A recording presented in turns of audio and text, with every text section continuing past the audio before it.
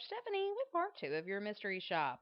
I submitted a request via the Hendrick website on January the 11th at 2:39 p.m. I received a phone call from Phil at 2:53 p.m. and got the same email in my inbox at the on the 12th at 10:55 a.m. Sorry.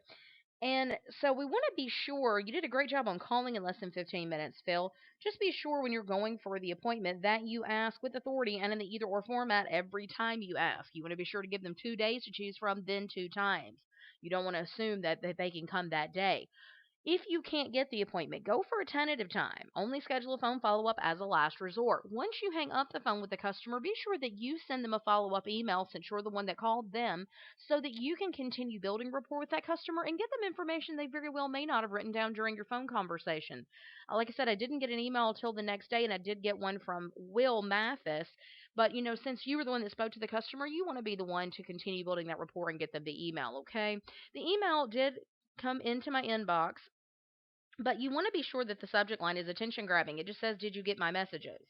We want to be sure that the customer opens the email. So be sure that the subject line is attention grabbing, that it maybe has like the name of your dealership, or, thank you for, your inquiry on and then put the name of the vehicle, something along those lines. But we want to be sure that the customer will open the email. "Did you get my messages?" is just a little vague and they may overlook it and think that it's spam. You also want to be sure that you thank the customer for their time on the phone. He said, "Thank you for your interest in the Hyundai Genesis," but we want to thank the customer specifically for their time on the phone because they didn't have to answer the phone and speak to you. So we really definitely do that. Always confirm next steps. You did lock down a day to follow up with the customer, so you want to remind them of that you will follow up with them on that Friday, so that in case they didn't write it down, it's just a reminder for them. The email is free of spelling and grammatical errors. However, you want to be sure that you give them a value statement about your dealership so that you make your dealership stand apart from the competition.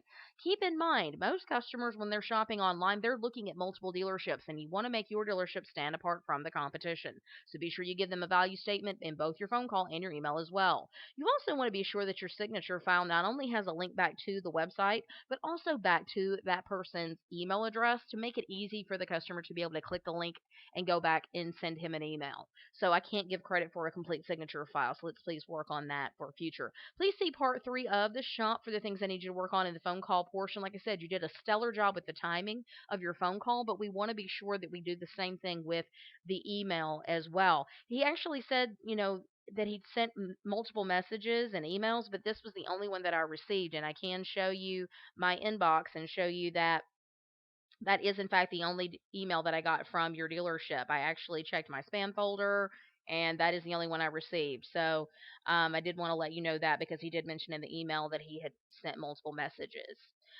Keep up the hard work and keep practicing, team. Your secret code for today is value. VALUE, value, because I want you to be sure that you give a value statement in both your phone call and your email as well.